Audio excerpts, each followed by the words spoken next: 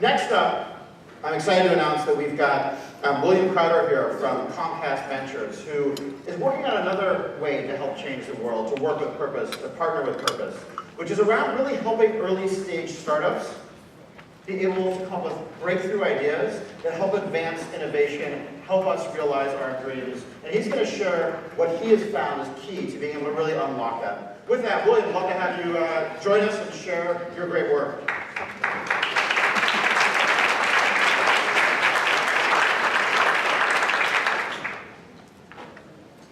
Good morning.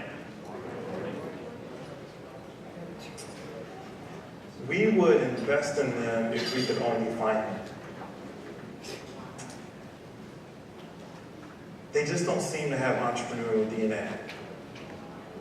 Those are some of the things that I've heard over the last several years as an investor, and in particular as an investor running a fund for Comcast called the Catalyst Fund, which invests exclusively in a more diverse set of entrepreneurs. It's a $20 million fund, and we focus largely on early stage investing, pre-seed, seed, and post-seed investments. We've made over 70 investments over the last several years. We've seen exits already, and we continue to look for new opportunities to deploy the capital. Now, when I do talks like this, a lot of times everyone wants to know, hey, you're doing something that no one else has had to do before. What are you seeing out there? What are you experiencing? What can you tell us? And they say, can you make sure that you share with the audience some pearl of wisdom, something, some nectar from the gods that everyone can take with them and change their lives forever? And I always tell them no.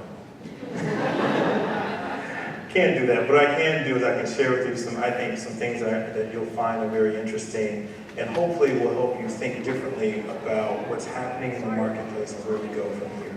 But I'm going to need a little bit of help.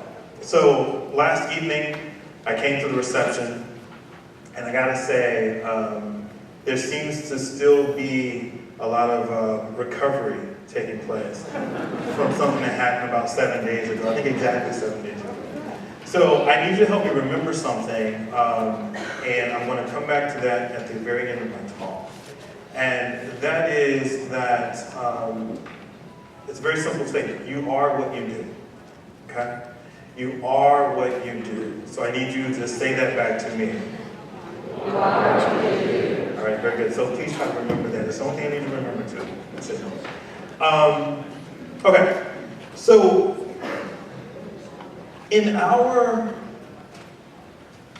work, where we're looking to find the entrepreneurs that have historically been unable to access the capital that everyone else has been able to access through mainstream venture capital channels. One of the things that we've found is that there's this thing called, I call it the 2% rule. And you know, it has emerged as being somewhat universal in the following way. So most of you are probably familiar with something called the 80-20 rule, right? Everyone's kind of seen that in business. The 2% rule in tech, many people have heard that, hey, around 2% of the workforce, you name the big technology company you're familiar with, that accounts for about their African American and Hispanic employee population. But the 2% rule applies in other areas as well. Did you know that if I were able to get all of the VCs in this country into this room, or perhaps a room a little bit bigger than this, and I see the looks on some of your faces, you'd like for me to do that so you can do something else too? That's not this conference. If I had them all here, you'd also find that roughly about 2% of them are African American and Latino investors. 2%. Did you know that the amount of capital that tends to go to entrepreneurs of color is about 2% as well? $50 billion a year, maybe 2% of that goes to entrepreneurs of color. So we got a pretty significant challenge that has to be addressed. And the big question that everyone has is, well, how do we do that? How do we address that? And does what you do work?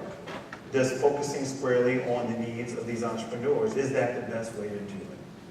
And so what I've said to people is that the answer to any of your questions about what to do is yes. You just got to do it. There's nothing stopping you from doing anything if you're trying to make a particular difference. Doesn't mean that the thing that we do is the only way to do it. It just means that it's one way of doing it. And there's plenty of room. When we're talking about 2% rule, there's plenty of room to do a lot of other things that can be helpful and impactful. So with the Catalyst Fund, what we've tried to do is address this issue of the funding gap, but to do so in a very meaningful way. So as I mentioned, it's a 2% issue. So if I am a founder of color, I already know I'm going to have a challenge raising money. That's been proven. Doesn't mean I can't do it, just means there's going to be a challenge. Okay, let's suppose I meet that challenge. Let's suppose I actually get funded. Now what do I do? Well, see, the goal here is to build a company that's scalable and has a significant amount of impact and ideally creates value for everyone that was involved, whether you be an employee, a founder, an investor, or even a customer. And so in order to do that, I need more than capital. What I really need is I need access. I need access to the resources, the knowledge, and the expertise that's out there. I need access to the same resources that everyone else has, and everyone else has had historically. Because if I have that and I have the capital, well, now I've got the tools that I need to really run the race and find out if I'm building something of true significance. And so we've made ourselves available to our founders in ways that a lot of other investors can't do.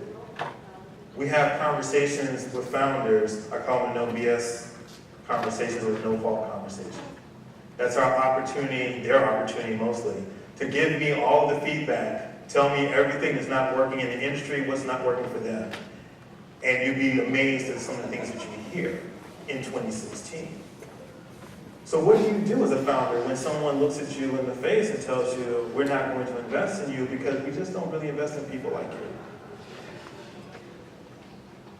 Our firm has never really been successful investing in women. So we just don't do that. Yeah, we like your business model, we think it's great, but we decided to go with a different one. We don't think that business model is really going to work as well, but we were just more comfortable with those founders. Both of those are true stories. Right? So we'll have these sessions, we talk about what we're going to do, and we help the companies navigate the world of fundraising. But more importantly, we spend a lot of time working with them on how are they going to build a business that can endure.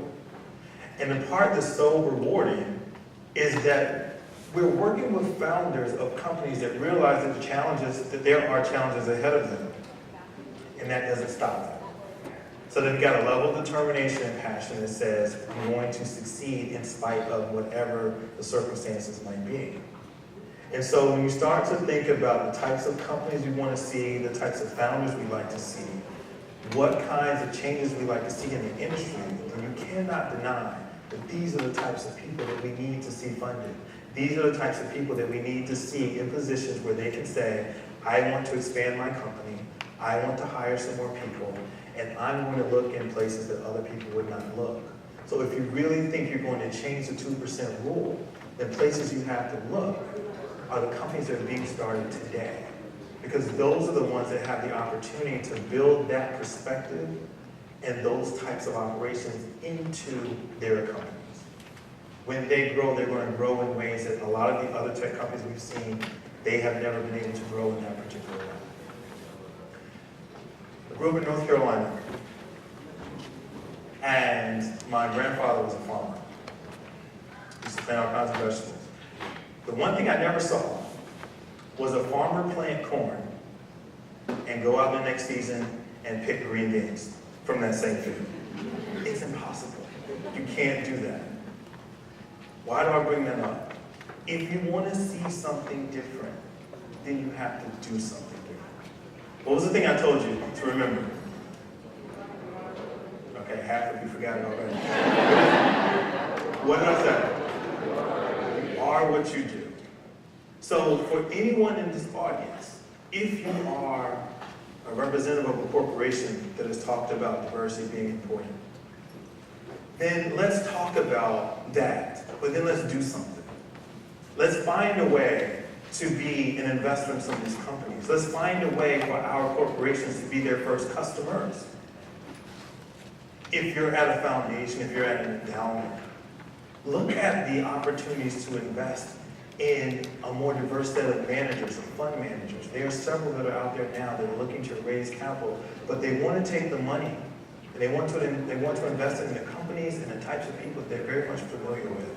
Again, you'll start to see a very different set of outcomes when you do that. And so ultimately, everyone in this room is in the business of catalyzing our potential. We all have a way of doing that. And basically, it all boils down to that fundamental principle which I gave you and which you all remember, which is, You are what you do. you are what you do. Thank you for your time.